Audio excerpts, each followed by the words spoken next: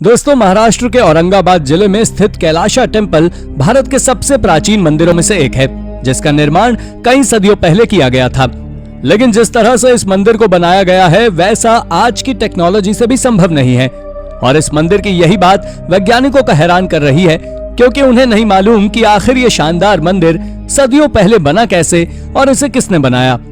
हालांकि ये इकलौती ऐसी खोज नहीं जो वैज्ञानिकों को हैरान करती हो, क्योंकि दुनिया में और भी ऐसी खोजें हुई हैं जिनके बारे में वैज्ञानिक भी कुछ कहने से कतराते हैं। तो चलिए जानते हैं इन्हीं खोजों के बारे में हमारी इस वीडियो के जरिए। Number 1, Kailasa temple, Maharashtra. दोस्तों, हम सभी जानते हैं कि भारत के महाराष्ट्र में स्थित अजंता और एलोरा की गुफाएं अपनी शानदार आर्ट वर्क के लिए जानी जाती हैं। इस जगह पर गुफाओं के अलावा और भी कई ऐसे शानदार मॉन्यूमेंट्स हैं जिनकी आर्ट देखते ही बनती है। इस जगह पर कैलाशा नाम का एक मंदिर भी है, जिसे बड़ी बड़ी चट्टानों के बीच में चट्टान को तराश पर बनाया गया है। यह मंदिर वैज्ञानिकों के लिए एक मिस्ट्री बना हुआ है, क्योंकि सदियों पुराने मंदिर को लोगों ने आखिर उस वक्त कैसे बनाया होगा, यह उनको समझ नहीं आ रहा। क्योंकि सिर्फ छेनी और हथौड़ों से चट्टान को तराश तराश कर इतने बड़े मंदिर को कैसे बना दिया गया, यह उनकी समझ में नहीं आ रहा। वो इस बात का जवाब नहीं दे पा रहे हैं कि आखिर इस जगह पर बिना किसी पानी के सोर्स के इतना बड़ा मंदिर इतनी संकरी चट्टानों के बीच बना दिया गया। नंबर 2, the clay tablets of Glozel. Clay tablets of Glozel को सबसे पहले साल 1924 में फ्रांस के ग्लोजेल में एक 17 साल के युवा एमिल फ्राइडिन अपने खेतों में किसी काम के दौरान खुदाई करते वक्त देखा था। लेकिन वो इनके बारे में कुछ नहीं जानता था, इसलिए उसने अपने स्कूल टीचर एड्रियन पिकेंडेट को इस बारे में बताया।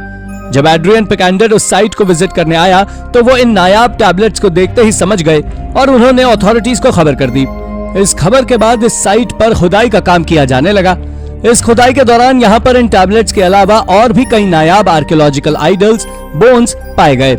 लेकिन जब बात इनकी उम्र के बारे में आई, तब हर उस जमाने के हर एक्सपर्ट का मानना अलग अलग था। इस एक्सकवेशन साइट को कई सालों तक एक्सकवेट किया जाता रहा, लेकिन इन फाइंडिंग्स की उम्र का सही पता कोई नहीं लगा पाया।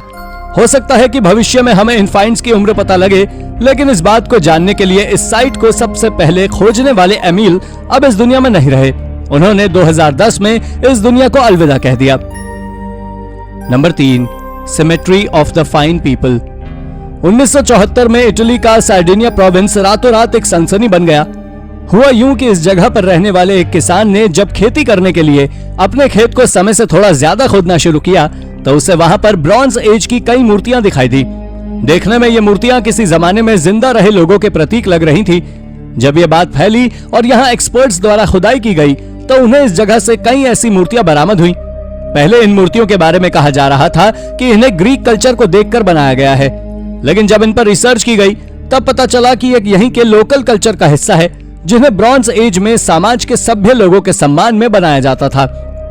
हालांकि साल 1979 में फाइनेंशियल दिक्कतों की वजह से इस खुदाई के काम को बंद कर दिया गया, लेकिन साल 2014 में एक्सपर्ट्स की एक टीम ने दोबारा इस जगह का सर्वे किया और पाया कि अभी इस जगह का 8 हेक्टेयर का एक हिस्सा है जो अभी तक अनछुआ है, और इसमें ऐसी और मूर्तियां मिलने की संभावना है, जिससे इन मूर्तियों से जुड़े और भी राज सामने आ सकते हैं। Number 4, mysterious sign of an ancient culture. दोस्तों, मिडल ईस्ट के एक प्रमुख देश जॉर्डन एक ऐसे सिविलाइजेशन का हिस्सा रहा है जो एंशिएंट समय में काफी ज्यादा अहम माना जाता था। यहाँ की जमीन में पुराने जमाने की कई ऐसी चीजें दफन हैं जो जब भी हमारे सामने आती हैं तो इस देश के प्राचीन कल्चर को बताती हैं। ऐसे ही कुछ मूर्तियां बरामद हुई जॉर्डन की राजधानी अम्मान के पास स्थित जारका नाम के शहर में। इस एक्सकवेशन साइट का पता लोगों को तब चला जब एक हाईवे बनने के दौरान इस जगह की खुदाई की गई।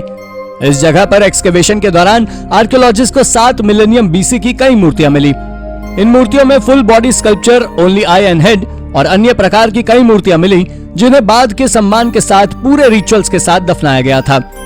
हालांकि एक्सपर्ट्स अभी तक ये बताने में सफल नहीं रहे हैं कि आखिर ये मूर्तियां किसकी थी और कौन लोगों की याद में इन्हें इस प्रकार यहाँ दफनाया जाता था। ये मूर्तियां अपने आप में कला का एक अनोखा उदाहरण है जो लाइमस्टोन की बनी हुई हैं। होप कि आने वाले वक्त में इन मूर्तियों से जुड़े राज हमारे सामने आए। Number 5, tool with unclear function. दोस्तों, ग्रीक शहर हिराक्लियन के आर्कियोलॉजिकल म्यूजियम में जब भी लोग जाते हैं तो उन्हें वहां पर एक चीज अपनी ओर काफी ज्यादा आकर्षित करती है। यह चीज है वहां पर मौजूद डबल साइडेड एक्स। इस एक्स की तरफ अट्रैक्ट होने के पीछे कारण थी इसकी हाइट, जो कि नॉर्मल इंसान की हाइट से काफी ज्यादा है। इस एक्स को देखकर हम ये कह सकते हैं कि इस एक्स को कोई भी नॉर्मल इंसान तो यूज नहीं कर सकता। कहा जाता है कि पुराने जमाने में मिनियन कल्चर के लोग इसे खेतों में काम करने के लिए यूज करते थे, लेकिन इतने बड़े एक्स का यूज करना नॉर्मल हाइट के लोगों के लिए तो बिल्कुल भी पॉसिबल नहीं है। इसलिए कुछ लोग इसे जायंट लोगों का हथियार भी मानते हैं। हालांकि कुछ लोग ऐसा भी कहते हैं कि इसे मिनियन कल्चर के लोग उनके भगवान की पूजा के रूप में इस्तेमाल किया करते थे। जब जैसे जैसे वक्त बीतेगा, हो सकता है कि इन एक्सिस से जुड़े राज हमारे सामने आ जाएं कि आखिर ये वास्तव में किस चीज के लिए इस्तेमाल होती थी। Number 6, proof of the existence of giants. Minion culture की जायंट्स एक्सिस की ही तरह जापान की नोरिमित्सु ओडाशी भी काफी ज्यादा मिस्टीरियस रही है, क्योंकि इसके बारे में भी वही बातें निकल कर आती हैं जो कि उन जायंट्स एक्सिस के बारे में निकली थी। जायंट्स की दुनिया में होने के प्रूफ के तौर पर इन चीजों को पेश किया जाता है। इस नोरिमित्सु ओडाशी की सबसे खास बात यह है कि आमतौर पर नॉर्मल स्वॉर्ड की लंबाई 1 मीटर होती है, लेकिन इस विशालकाय स्वॉर्ड की लंबाई 3.77 मीटर है, जो कि एक सामान्य इंसान के यूज के काफी बाहर है। इस स्वॉर्ड को टांगना ही काफी ज्यादा मुश्किल है, तो चलाना तो काफी दूर की बात है। हालांकि कहावतें तो इससे जुड़ी बहुत हैं, लेकिन इसकी सच्चाई आखिर क्या है, यह अभी तक हम सभी से काफी दूर है। नंबर 7, अ मिस्टीरियस लिनन बुक। दोस्तों, 1858 में मिहालो बारिक नाम के एक क्रोएशियन ऑफिसर ने अपनी नौकरी छोड़कर अपने पैशन फॉलो करने के लिए दुनिया भर के देशों में अपनी यात्रा शुरू की। इस यात्रा में उसने इजिप्ट का भी दौरा किया। इस दौरे पर मिहालो ने एक सार्कोफेगस को खरीदा था, जिसमें एक फीमेल मम्मी थी। इस सार्कोफेगस को वो अपने साथ अपने घर वियना ले आया था, जहां वो उसने अपने घर पर इस मम्मी को डिस्प्ले पर लगा दिया। उसने इस बीच इस मम्मी पर लिपटे लेनिन कपड़े को भी निकाल दिया, लेकिन उस कपड़े पर लिखे वर्ड्स पर उसका ध्यान कभी नहीं गया। पर उसकी मौत के बाद जब उसके भाई को इस मम्मी का पोजेशन मिला, तो उसने इसे यूनिवर्सिटी ऑफ क्रोएशिया, स्लोवेनिया, डल्मेशिया को बेच दिया। बाद में जब इस लेनिन कपड़े पर लिखे वर्ड्स पर रिसर्च की गई, तो एक्सपर्ट्स ने माना कि इस पर कुछ तो अरेंज्ड मैनर में लिखा हुआ है।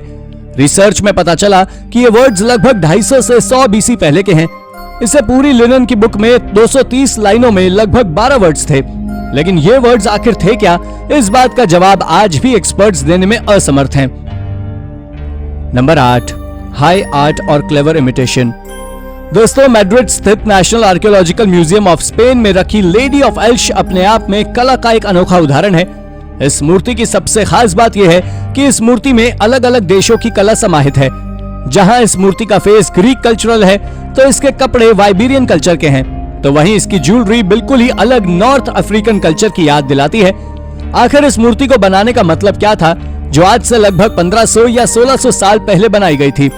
हालांकि एक्सपर्ट्स इसकी ऑथेंटिसिटी पर आज भी शक करते हैं कि आखिर सिर्फ लाइमस्टोन से बनी हुई मूर्ति इतने वक्त तक कैसे बिना किसी एनवायरमेंटल डैमेज के बची रही। पर इस बात का सटीक जवाब आज भी किसी के पास नहीं है जो हमें सैटिस्फाई कर सके। Number 9, wrath of a deity. दोस्तों, 19वीं सदी में मेक्सिको के एक शहर कोचलिंशन के बाहर इलाकों में एक मोनोलिथ मिला, जिसको लेकर क्लेम किया गया कि ये मोनोलिथ एज़टेक कल्चर के गॉड लालोक का है, जिन्हें तूफान और बारिश का देवता माना जाता था। इस मोनोलिथ के बारे में कहते हैं कि लगभग 7 मीटर लंबा और 152 किलो का था जब ये मिला था। लेकिन 1964 में जब इस मोनोलिथ को इस जगह से शिफ्ट किया गया और इसे मेक्सिको सिटी के नेशनल म्यूजियम ऑफ एंथ्रोपोलॉजी में रखा गया, तो सदियों से वीराने में अलग अलग मौसों की मार को सहने वाला ये मोनोलिथ अपने आप डिके यानी कि खत्म होने लगा। एक्सपर्ट्स इस बात के लिए काफी ज्यादा हैरान थे कि आखिर ऐसा क्यों हो रहा है। एज़टेक कल्चर के बिलीवर्स का मानना है कि इन्हें यहाँ पर लाए इसलिए ये नाराज हो गए हैं और अपना रूप छोड़ रहे हैं, पर एक्सपर्ट्स इस बात को नहीं मानते। हालांकि तब भी 2014 में इसको वापस से रिस्टोर करने की कोशिश की जाने लगी। तो दोस्तों, ये थी हमारी आज की वीडियो। आपको हमारी ये वीडियो कैसी लगी हमें कमेंट करके जरूर बताइएगा, और हाँ, जाते जाते चैनल को सब्सक्राइब भी जरूर कर दीजिएगा। Thank you for watching.